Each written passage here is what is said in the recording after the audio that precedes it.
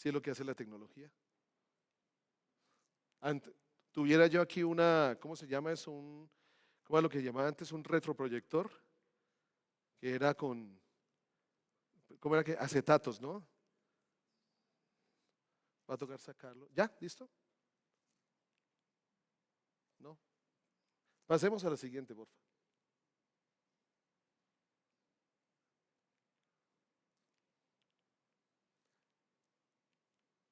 Ok, listo, ahí.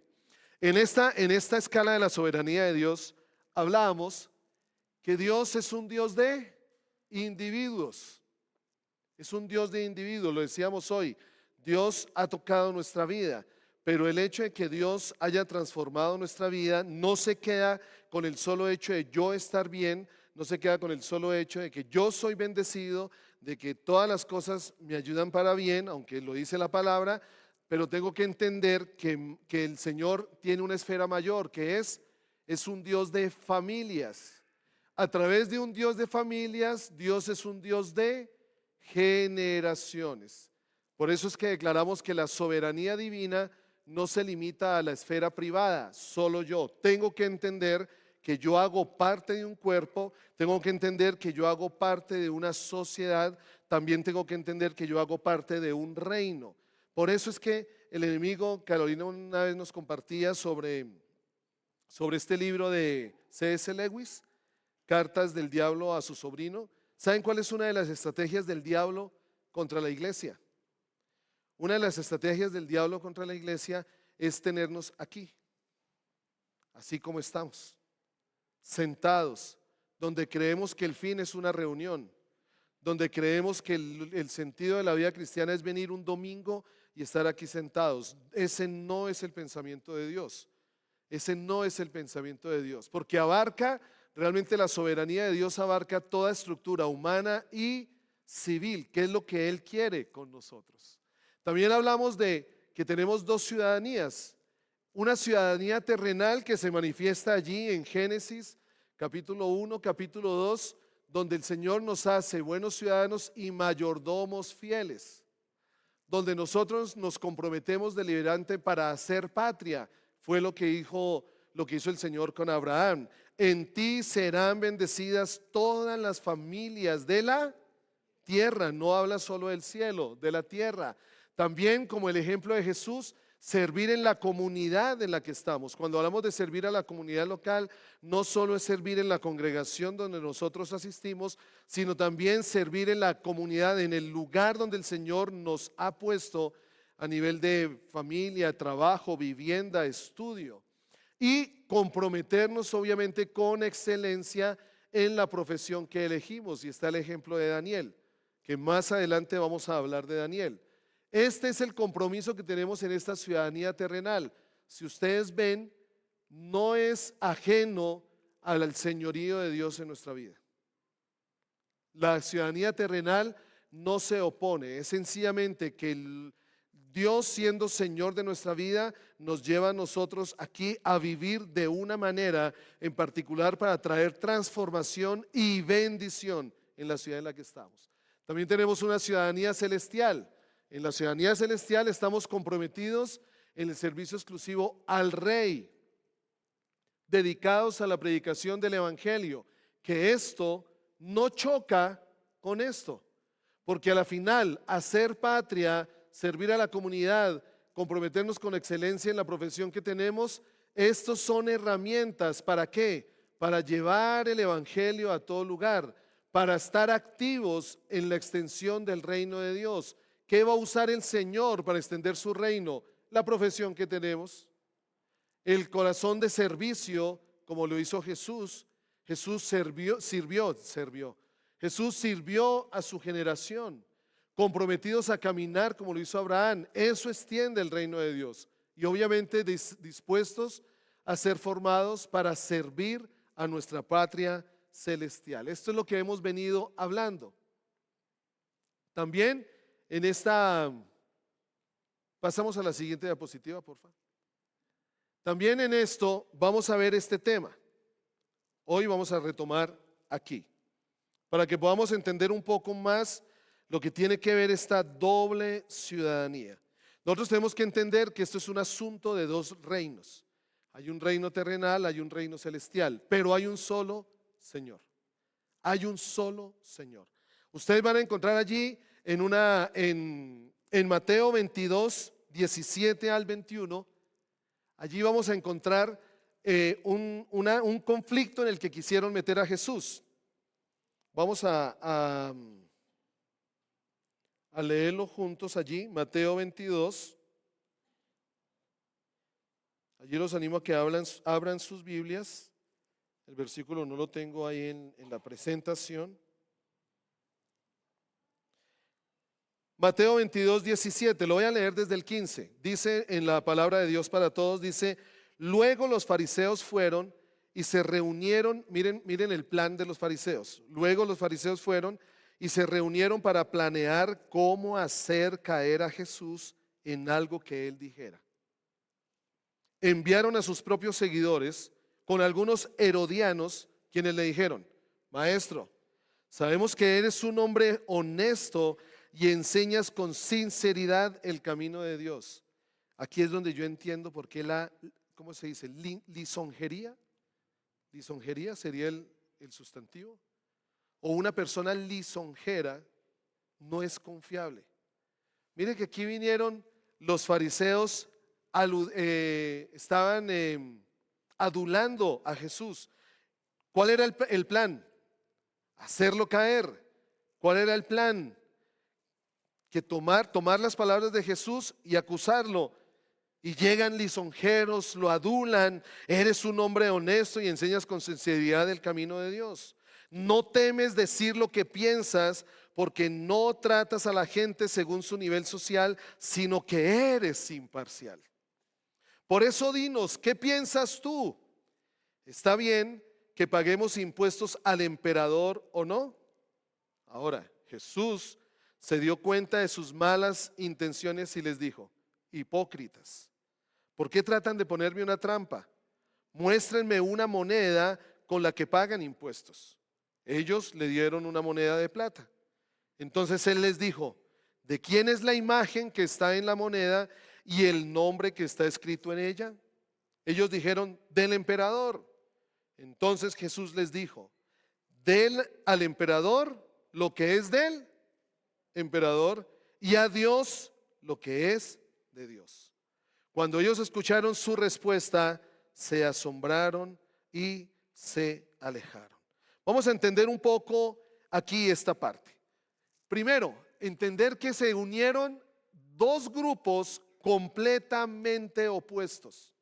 Saben, muchas veces para hacer caer, digámoslo así, o retener el reino de los cielos, se van a unir a aquellos que, aunque son opuestos en sus creencias u opuestos en su manera de vivir, sí tienen algo en común: no darle el señorío a Cristo. ¿Quiénes eran los fariseos? Bueno, era el sacerdocio de ese tiempo, de los cuales Jesús había sido frontal en decir que ellos eran una cosa por fuera y eran otra cosa por dentro. Esos eran los fariseos. ¿Y quiénes eran los herodianos? Una manera de poder entender a los herodianos es entender la iglesia maradoniana que hay en Argentina. Sí saben que hay una religión maradoniana, ¿no? ¿Quién es el dios de ellos? Maradona. Para los herodianos el dios era Herodes. Lo consideraban un dios y lo adoraban. Opuesto. Fariseos que enseñaban la ley judía, que había un solo rey o un solo Dios soberano, se unen a aquellos que tienen una religión pagana, que levantan a un hombre y lo adoran como a un Dios. ¿Ven lo opuesto de estos dos grupos? Y estos dos grupos le hacen una pregunta a Jesús: ¿es correcto que le paguemos impuestos al César o no? Vale la pena comprender un poquitico por qué ellos le hacen esta pregunta a Jesús. Pero aquí Jesús lo querían poner en este dilema. Si Jesús decía que no era correcto pagar impuestos al César, pues ¿quiénes lo iban a acusar? Los herodianos lo iban a acusar de rebelión y sedición contra Roma. Si él hubiera dicho que no era justo o honesto pagarle los impuestos al César. Pero si él hubiera dicho que sí es justo, pues los fariseos lo iban a señalar como traidor al pueblo judío y a Dios. En ese dilema querían poner a Jesús. Los herodianos para que viera que estaba en contra de las autoridades del momento, y los fariseos para ver que él estaba en contra de su propio pueblo. Aquí se presenta el conflicto. Reconocer la autoridad de un rey extranjero mediante impuestos era visto como una afrenta directa a Dios, el único rey legítimo. Eso era lo que estaba sucediendo allí. Entonces, comprendamos un poco por qué. ¿Por qué esta pregunta? ¿Por qué este dilema que le querían poner a Jesús allí los fariseos y los herodianos? Bueno, vamos a entender un poco la carga tributaria que tenía Roma en ese momento. En ese momento en Roma habían 3 impuestos regulares. Los números que ustedes ponen allí es más o menos el equivalente a lo que sería para nosotros en este tiempo, para un colombiano promedio en este tiempo. Allí habían 3 impuestos que cobraba el Imperio Romano a los judíos. El primer impuesto era el impuesto al grano, que era un 10% de la cosecha. El impuesto al vino, que era un 20% de la cosecha. El impuesto al aceite, que era un 20%. Ese era el impuesto que ellos le cobraban. Vamos a poner un ejemplo. El impuesto al grano, que lo llamaban el 10º de grano, un impuesto del Imperio Romano, era el 10% de la producción. Vamos a hablar como si aquí en Boyacá un cultivo de maíz bien puesto rinde 6 toneladas por hectárea. El tributo sería 600 kilogramos de maíz, pero el valor por hectárea que tendría que pagar un agricultor aquí en Colombia, según ese impuesto, sería 900.000 pesos por hectárea. El quinto de vino, que era otro impuesto que le imponía Roma a los judíos, era el 20% de la producción. Vamos a usar de base un viñedo como los que hay allí en el Valle del Cauca, un viñedo que rinde unas 15 toneladas por hectárea. Quiere decir que el tributo que le cobraba Roma a los judíos era como si a estos viñedos le cobraran 3 toneladas de uva. Más o menos esas 3 toneladas de uva costarían unos 10.500.000 por hectárea. Eso quiere decir que en nuestra época un judío tendría que pagarle en promedio anual al Imperio Romano 14.766.000 pesos.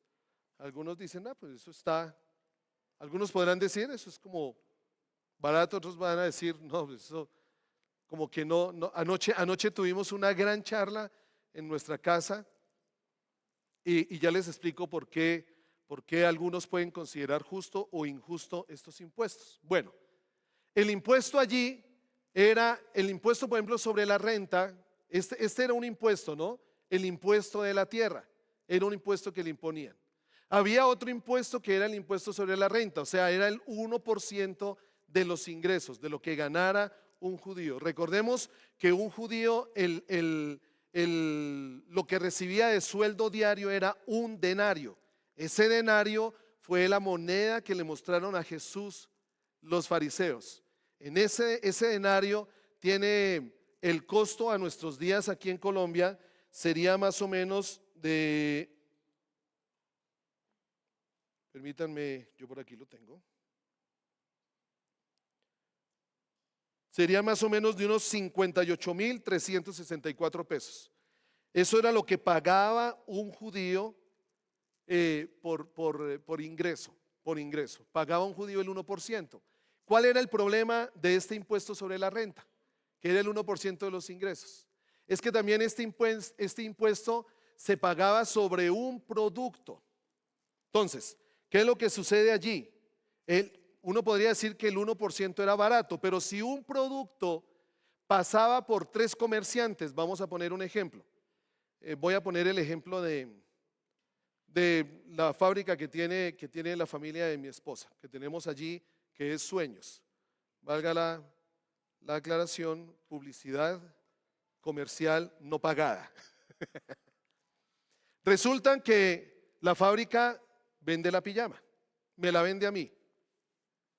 Yo tengo que dar el 1% del valor de esa pijama. Pero resulta que la fábrica vende esa pijama al almacén. Ya hay un 1% por la fábrica y se suma el 1% por el almacén. Pero resulta que alguien compra esa pijama para venderla nuevamente. Díganle que no estoy, porfa, que estoy ocupado, que después de las 12:30 me encuentro. Que si es para almorzar, que me manden un mensaje por WhatsApp. Entonces ya no es el 1%, sino ya es el 3%. El 1% de como lo vende la fábrica, más el precio que le da el almacén, que es mayor, suma un 1% más el precio de aquel que la compra para venderla afuera, es un 1% más. Eso es lo que llamamos un efecto cascada. ¿Qué quiere decir esto? Que este impuesto en realidad se estaba pagando 3 veces. Y también había un peaje, era como un peaje físico, que lo podemos decir, es como si nosotros al salir de la plaza de mercado hubiera allí un publicano o un cobrador de impuestos. Entiendan por qué les caía tan mal a los judíos el cobrador de impuestos. Entiendan por qué. Es como si en esta época hubiera un cobrador de impuestos saliendo de la plaza de mercado. Yo salgo con un mercado de 200,000 pesos, inmediatamente el cobrador me pide el 1%. El 1%. 2,000 pesos. Al salir de la plaza de mercado. ¿Qué quiere decir esto? Que en la plaza de mercado me cobran el 1% del producto. Tengo que dar el 1% de los ingresos. Y fuera de eso me están cobrando el 1% al salir de la plaza de mercado. Eso era lo que vivían los judíos en esa época. Ese era el segundo impuesto. Un impuesto era el impuesto de la tierra, de todo lo que ellos producían, tenían que darle al imperio romano. Este era el impuesto sobre la renta que tenían que dárselo. Y había un tercer impuesto, que era el impuesto por existir, imagínense, que se llamaba el impuesto de capitación. Este impuesto de capitación es al que se referían los fariseos cuando le mostraban el denario a Jesús. ¿Cuál era el impuesto de capitación? Esta era una ley implacable del César. Un denario, o sea, un día de trabajo, Roma se lo cobraba al año solo por existir. Solo por existir le cobraba. Ustedes recuerdan que la DIAN, a los que pagamos impuestos, pues la DIAN nos cobra una renta según el tope. O sea, algunos según los ingresos pagan algo, algunos otros según los ingresos pagan algo. ¿Estoy mal, Marlencita? Bien, sí, así es. Okay. ¿Hay algún otro contador por aquí? Okay. ¿Eso cobra la DIAN? No, para Roma era universal. Roma no importaba si el judío podía tener 10 hectáreas o si solo tenía un pequeño cultivo, le cobraba lo mismo. Le cobraba lo mismo. Esto para que entendamos un poco por qué el conflicto con Roma, para que entendamos un poco qué era lo que estaban buscando, en qué estaban haciendo buscar caer a Jesús. Y obviamente, ¿qué sucedía con este impuesto por existir? Se lo cobraban a los hombres entre 14 y 65 años y a las mujeres entre los 12 y los 65 años. En ese sentido, si miramos lo que Roma le cobraba al judío por existir al año, pongamos una familia colombiana promedio, voy a poner la mía, que somos 2 adultos y tengo 2 hijos que están dentro de la edad de 12 a 65 años, pues cada familia tenía que pagarle a Roma 234,000 al año de impuesto por cabeza, sin excepción. Sin importar la condición socioeconómica del judío. Si juntamos esto, miren lo que pasaba. El judío de la época de Jesús no tenía capacidad de ahorro. ¿Por qué? Porque el 40% del 100%, el 40% se lo llevaba a Roma. que era la carga tributaria masiva, y el ingreso real que tenía era el 60%. O sea que si un judío recibía 1.000.000 de pesos, solo tenía 600.000 pesos para sobrevivir. Pero no solo eso. De un ingreso mensual, vamos a poner un promedio aquí, de 1.459.000 pesos, la familia solo disponía de 900.000 para mantenerse. Pero la diferencia que tenemos nosotros, aquí en la sociedad Colombia particularmente, con el Imperio Romano, es que nuestros impuestos nos dan ciertos derechos. Salud, educación, pensión. Bueno, el judío no tenía nada de eso. El judío no tenía nada de eso.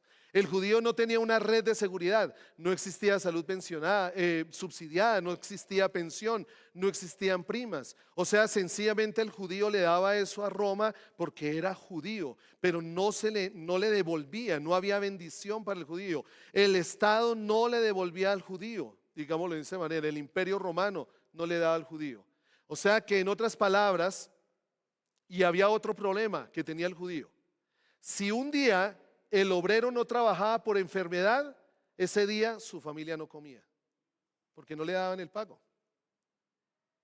Entendemos en dónde estaba metido el judío, entendemos lo que los fariseos querían traer, entendemos por qué en ese momento que le traen a Jesús el denario y le preguntan si vale la pena, den al César, si hay que pagarle al César, cuando el César, este tributo que era por sobrevivir, antes el judío se lo pagaba a Roma para sostener el templo, pero cuando el templo, lo vamos a ver más adelante, cuando el templo es destruido, ahora Roma le dice no, tiene que seguir pagando ese impuesto porque ahora no es para el templo, sino ahora es para el templo de un Dios nuestro, le estaba diciendo Roma.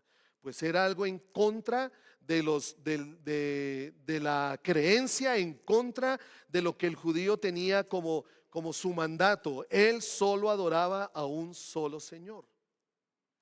Entonces podemos entender un poco la presión, lo que el judío sentía. Ahora cuando conozcamos la historia de Mateo y veamos a Mateo como cobrador de impuestos, entendamos por qué le tenían tanto odio. Le tenían tanto odio a un cobrador, porque les quitaba lo que ellos trabajaban sin retorno en nada para sus vidas. Entonces, esto es lo que pasa, y ponen los fariseos y ponen los herodianos a Jesús. Claro, los herodianos, como adoraban a Herodes, vamos a ver qué responde contra el Imperio Romano, y los fariseos vamos a ver qué responde contra el pueblo judío. Pero aquí hay un principio que encontramos de Cristo. Entonces, permítanme, voy. Señor, no, ese no es hijo mío. Llama la atención nuevamente, como lo decía, llama la atención la unión, obviamente, entre fariseos y herodianos, ¿cierto? Llama la atención lo que ellos querían hacer. Presentan a Jesús este denario, que realmente pues era una moneda acuñada para pagar impuestos, y realmente estas monedas eran acuñadas por el emperador del momento. El emperador del momento acuñaba las nuevas monedas con su imagen y con su nombre, porque la moneda era una señal de soberanía. Acordémonos que dentro de la cosmovisión judía, el único soberano era Dios, Yahvé, el gran yo soy. No podía haber otro soberano. Y ellos, ¿por qué tenían que tener impuesto o tenían que pagar algo reconociendo la soberanía de otros sobre su vida? Este era el conflicto. Para un judío, Dios era el único rey. Su nación era una teocracia. Pagar impuestos a un rey terrenal era admitir la validez de su soberanía y por tanto insultar a Dios. Un dato de cultura general. ¿Sabe el judío, esté donde esté, a quien el diezmo para el judío de hoy en día, el diezmo es un impuesto? El diezmo para el judío es un impuesto. ¿Y sabe qué hace el judío con el diezmo?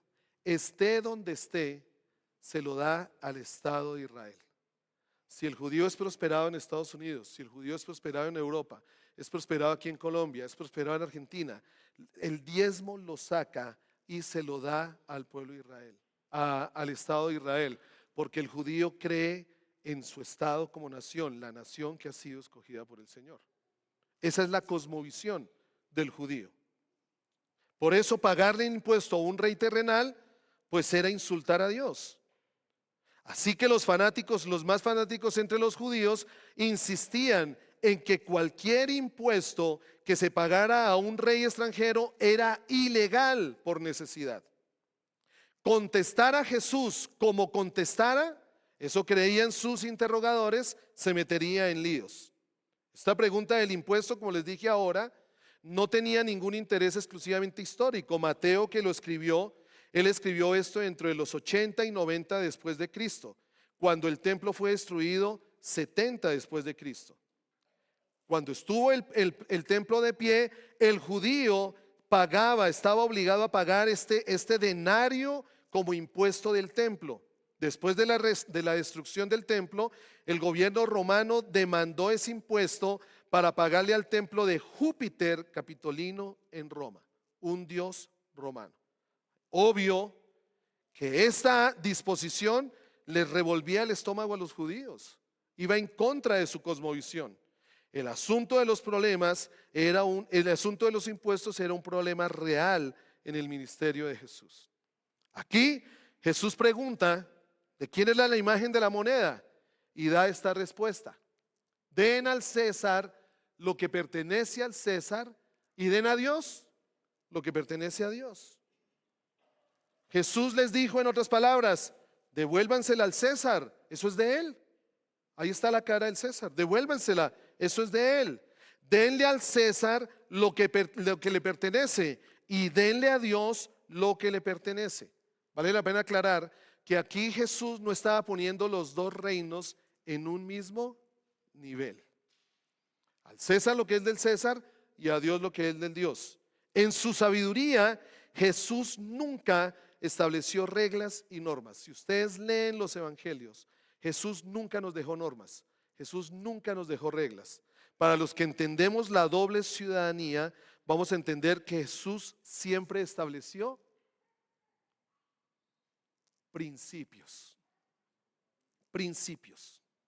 Y el Señor quiere que nos movamos bajo principios, no bajo normas y leyes. Porque una norma o una ley es temporal. En cambio, un principio es eterno. Se va a mover en las generaciones. Aquí establece un principio grande e importante que Jesús le está diciendo a los judíos. Todo cristiano tiene una doble nacionalidad. Jesús le está diciendo a los judíos, es ciudadano de un país en el que está viviendo. A ese país de pronto le debe muchas cosas. Le debe la seguridad frente a personas sin ley que solamente pueden proveer un gobierno organizado. Le debe todos los servicios públicos. Para tener un ejemplo, pues son raras las personas lo suficientemente ricas como para tener su propio sistema de seguridad, de iluminación, de limpieza, de provisión y todo. Generalmente todos pertenecemos a un sistema, a una sociedad. Aquí Jesús le indica que el creyente tiene deberes al reino civil. Den al César lo que le pertenece al César. Pero también le debe, Jesús también le dice al judío, tenemos deberes con el reino celestial. Den a Dios lo que pertenece a Dios. Como el cristiano, y cuando hablo del cristiano voy a hacer la siguiente aclaración. El cristiano como aquel hijo de Dios comprometido con Jesús. Y ustedes dicen, ¿y por qué lo clarifica? Porque hay mucho cristiano que no es comprometido con Cristo. Desconocemos la ciudadanía celestial. Desconocemos de pronto el señorío de Cristo sobre nuestra vida. El cristiano, como un hijo de Dios que ha entregado su vida al señorío de Cristo, como buen ciudadano del reino de Dios, manifiesta su sometimiento a las autoridades por él establecidas. Pero ambos, las autoridades y los ciudadanos, somos personas y entes que estamos sometidos ¿a qué? A una autoridad mayor. A la final, el César tiene una autoridad temporal aquí en la tierra, pero el César está, si lo entiende o no, si lo recibe o no, quiera comprenderlo o no, el César está bajo una autoridad absoluta que es Dios. Y así el César no reconozca la autoridad absoluta, el gobierno o las autoridades no reconozcan esa autoridad absoluta, saben una cosa, un día van a estar delante de Dios y le van a tener que rendir cuentas de lo que hicieron. Un día, porque la justicia de Dios es eterna. La justicia humana es temporal, pero la justicia de Dios es eterna. Ahora, también reconozcámoslo nosotros. Nosotros estamos, sí, bajo una autoridad terrenal, pero sobre nosotros hay una ¿qué? Hay una autoridad mayor. Cuando yo entro, digámoslo así, en un tipo de desobediencia civil, ¿cuándo? No es que voy a ser rebelde, no es que voy me perdonan, voy a usar este término, no es que voy a ser parte de la primera línea, no es que ahora me voy a oponer, voy a hacer huelga, mejor dicho, voy a hacer paro, no, nada de eso. ¿Cuándo puedo entrar yo en desobediencia civil? Cuando esta autoridad me lleva a infringir algún principio de esta autoridad. Porque mi autoridad, ¿quién es? Por lo tanto, si esta autoridad a mí me impone ir en contra de un principio dado por Dios, puedo entrar en desobediencia civil. Corremos el riesgo, ¿no? Corremos el riesgo.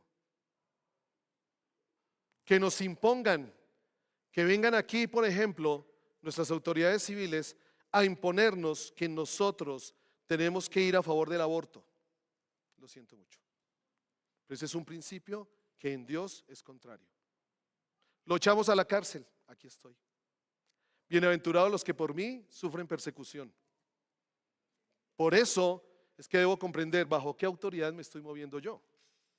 Si yo me muevo bajo la autoridad de Dios, cuando Él me llame a cuentas a mí, voy a estar completamente tranquilo, porque me he movido bajo su autoridad. Pero si yo, aún creyendo en Dios, me muevo bajo la autoridad terrenal, un día tendré que darle cuentas a Dios de por qué no lo tomé a Él como soberano sobre mi vida. Aquí entonces hay algo. Jesús no estableció una norma política temporal, sino un principio eterno, doble ciudadanía. Como creyentes tenemos deberes genuinos con el reino civil y deberes absolutos con el reino de Dios. ¿Qué dijo el Señor? ¿Qué les dijo? Recuerden cuando oró por los discípulos, Señor, guárdalos, ellos no son de este mundo. Ellos no son de este mundo. Nosotros no somos de este mundo. Abraham y los hombres de la fe, los padres de la fe, caminaron en este mundo comprendiendo que eran ciudadanos de un reino eterno. Y nuestra vida, si camináramos de esa manera, sería completamente diferente si entendiéramos la soberanía eterna que hay sobre nosotros. Ahora entender también que la autoridad terrenal existe y es real. Existe. O sea, nosotros como ciudadanos colombianos estamos sujetos a una constitución, estamos sujetos a unas autoridades civiles, o si no, yo los animo a que un martes por ahí en la mañana o martes por la tarde reten y parqueen en un lugar prohibido a ver si la autoridad que está impuesta no les va a llevar el carro. No es que yo soy hijo de Dios, sí, pero es que aquí hay una norma. Entonces, obviamente la autoridad terrenal es real, pero siempre está subordinada a la autoridad divina. Ojo, voy a poner aquí una aclaración, porque algunos podemos tomar esto como excusa para desobedecer arbitrariamente. ¿Qué fue lo que el Señor puso en el corazón para que declaráramos en el tiempo de adoración? Que venga a nosotros tu reino. O sea, tengo que conocer el diseño del reino de Dios. Tengo que conocer los principios del reino de Dios. Tengo que conocer sobre qué parámetros, sobre qué principios, sobre qué autoridad se mueve el reino de Dios. Y la segunda frase que nos llevó a orar en este sentido, Jesús, ¿cuál es? No, en la oración, perdón. Primero, venga a nosotros tu reino y hágase ¿qué? ¿Cuál? Entonces yo estoy sujeto a la voluntad de Dios. No es que en lo que yo digo o en lo que yo quiero voy a desobedecer, no, es sujeto a la voluntad de Dios. Por eso nosotros muchas veces vemos a Jesús, que los discípulos se llenaban de odio, de rabia, de por qué Jesús no actuaba cuando lo cogieron, lo bofetearon, era inocente, pero Jesús, ¿qué hizo? Jesús se movió bajo la voluntad divina. Jesús no solo impuso que Él era el Hijo de Dios y que Él podía hacer lo que quisiera, no. Él fue humilde y se sometió a la autoridad establecida en la tierra. Pero aun cuando estuvo delante de Pilatos, recordemos que cuando Pilatos le dice a Jesús, ¿qué es lo que tú quieres? Que yo tengo el poder para entregarte o para soltarte. Que como que a veces nos cogen las autoridades y nos dicen eso a nosotros. Pilatos le dice eso a Jesús. Dime, yo tengo el poder. ¿Y qué le dice Jesús a Pilatos? No te creas tanto, porque el poder que tú tienes ha sido delegado del cielo. ¿Qué le está diciendo el Señor a Pilatos? Como el poder que tú tienes ha sido dado por Dios desde el cielo, un día tendrás que rendir cuentas de ese poder. ¿Qué hiciste con ese poder? Todos tenemos que rendirle cuentas al Señor con lo que el Señor ha puesto. Pero las personas que están en lugar de autoridad van a rendirle cuentas a Dios del poder que Él les entregó. Entonces, hay una autoridad mayor, es una autoridad absoluta. La autoridad del César es temporal, es temporal. Entonces aquí tenemos un ejemplo bíblico. Aquí tenemos un ejemplo bíblico y es el ejemplo de Daniel, el cual lo vamos a ver de hoy en 8 días.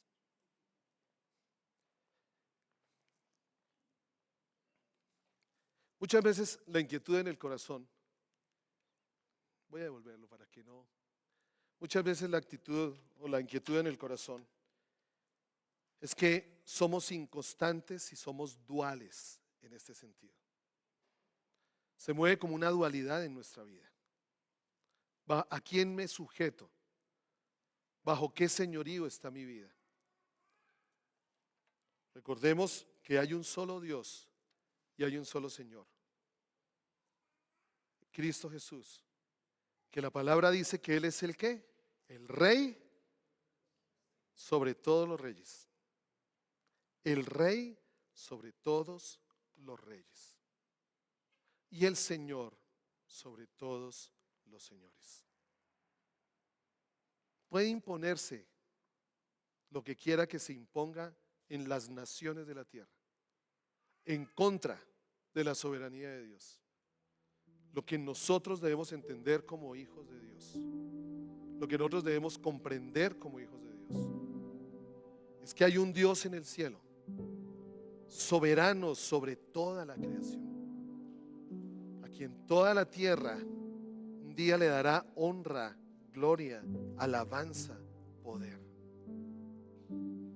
Y que lo que ese Rey, ese Señor espera de nosotros al darnos su vida, al poner su Espíritu Santo en nosotros, es que en esta tierra temporal, en esta tierra pasajera, nos movamos bajo ese señorío. Bajo ese señorío. Aquí podemos ver muchos pasajes que a veces los tomamos para algunas áreas, pero Santiago decía que hay unos que somos inconstantes en todos nuestros caminos.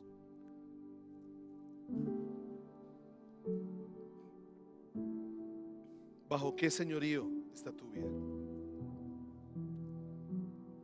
¿Bajo qué? Ahora el Señor no lo pone de esta manera.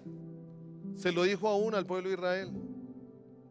¿Quieres estar bajo la bendición del César o quieres estar bajo la bendición del Rey de Reyes y Señor de Señores? Aquí puedes lograr cosas, tener cierta seguridad, tener cierta tranquilidad temporal, pero aquí todo lo que pasa sobre mi vida me va a ayudar para bien.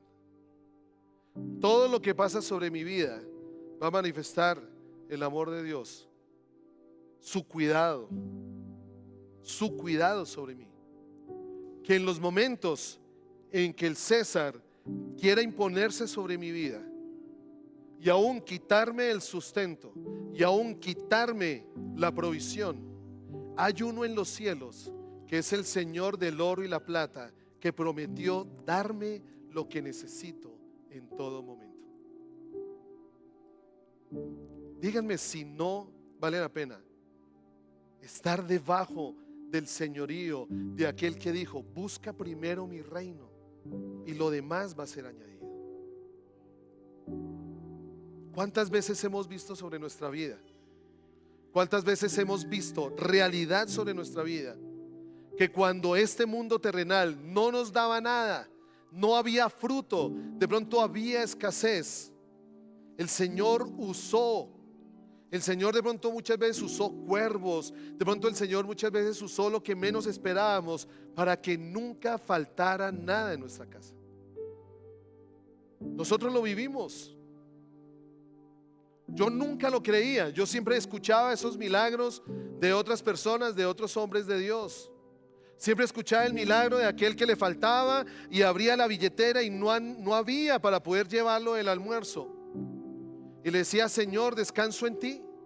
Tú prometiste darme lo que necesito y descanso en ti. Y voy a ir hacia la tienda para llevarlo el almuerzo. Aquí no hay nada, no hay ni un billete. Pero creo en ti, porque mi seguridad. ¿Alguien me puede regalar un billete? Si es de 50, mejor. A ver, ¿dónde está la fe? A ver. ¿No tiene uno de 100? ¿Saben cuál ha sido el problema? Que este ha sido nuestro Señor. Porque si no lo tenemos, nos sentimos inseguros, abandonados. ¿Qué vamos a hacer?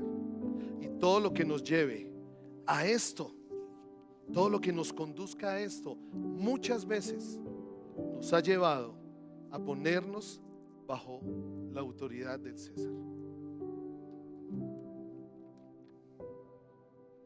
Pero saben que el Dios en el que yo creo es dueño de esto y mucho más. Y mucho más. Claro, estamos en una sociedad donde pues todo se mueve por esto. Pero nosotros no dependemos de esto. ¿Qué dijo?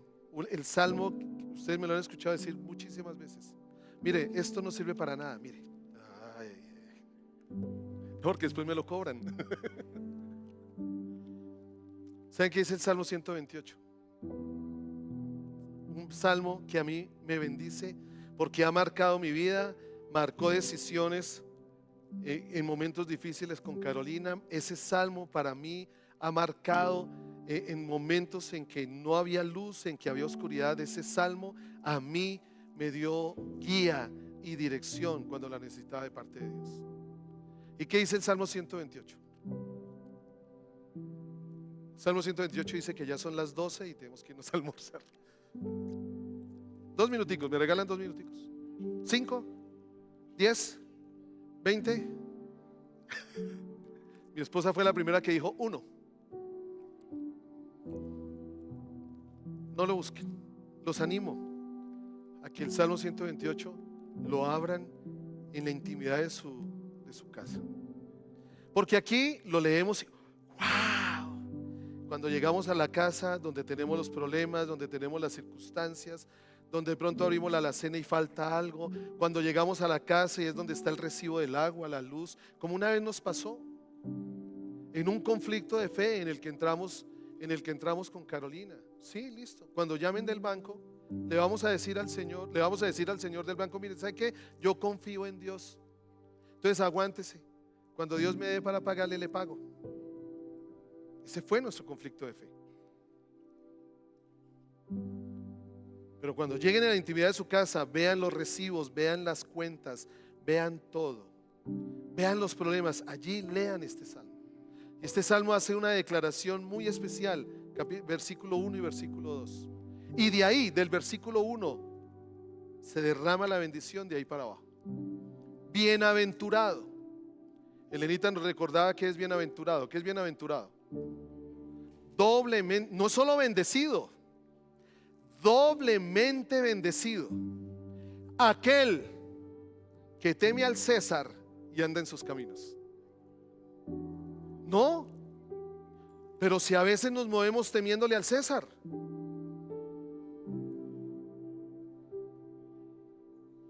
El año pasado nosotros recibimos un pequeño golpe al hígado por un impuesto que nos impusieron.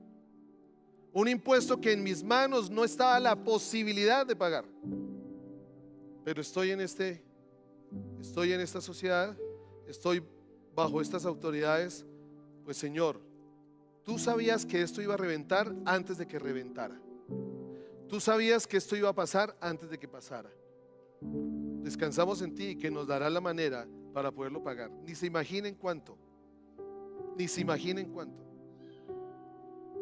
Y el Señor abrió la puerta. Y el Señor lo hizo. Porque es que mi vida está bajo el cuidado del Dios de los cielos y de la tierra. Tu vida está bajo el cuidado del Dios de los cielos y de la tierra. Bienaventurado, doblemente bendecido, aquel que teme a Jehová, aquel que teme a Jehová y anda en sus caminos. Doblemente bendecido aquel que teme a Jehová, y temerle no es tener miedo. Doblemente bendecido es aquel que honra a Jehová por encima de su propia vida, por encima de sus propios pensamientos, por encima de sus propios argumentos, por encima de lo que crea. Honra al Señor por encima de todo y anda en sus caminos.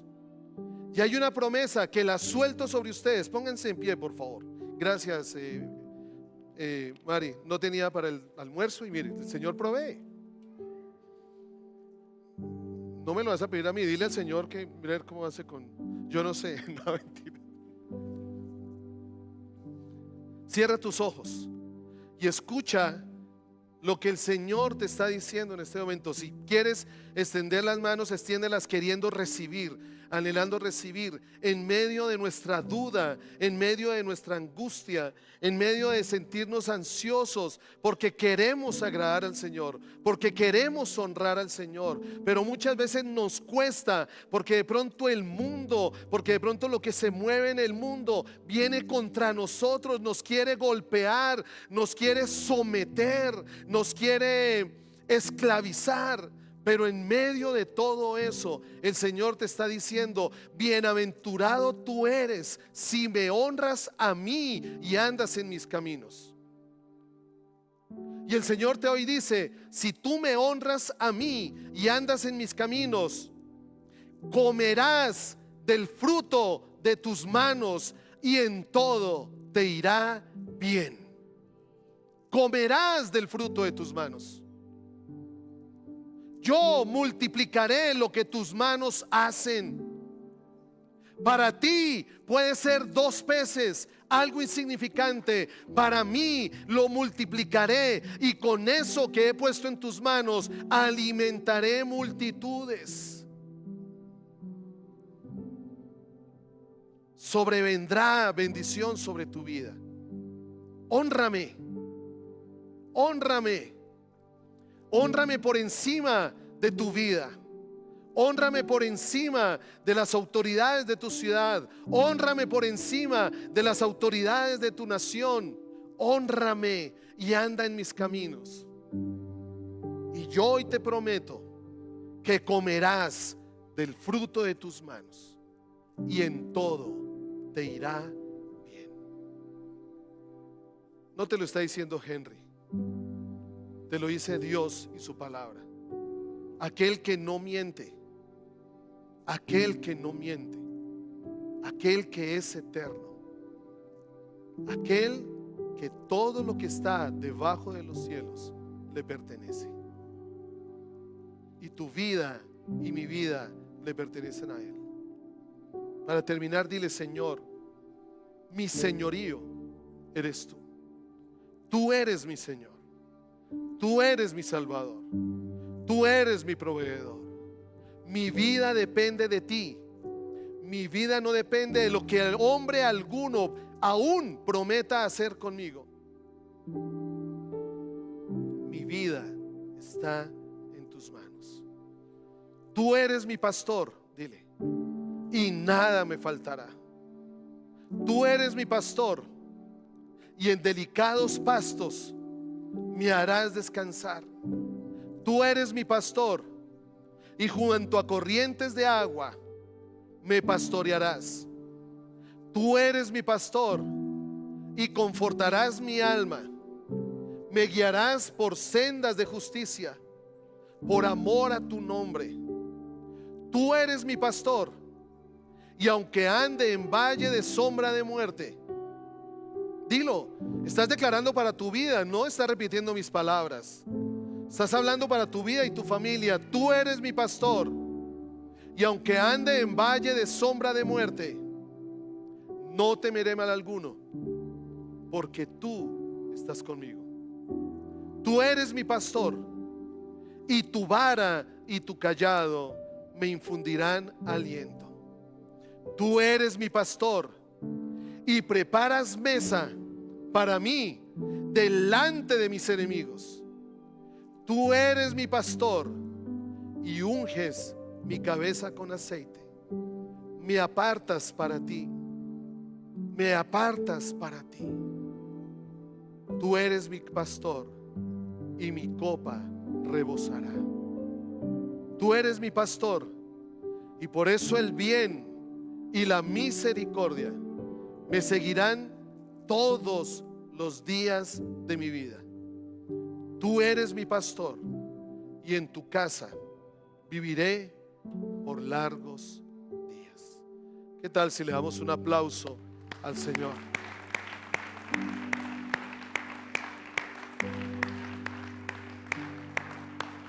Padre, tú eres nuestro Señor.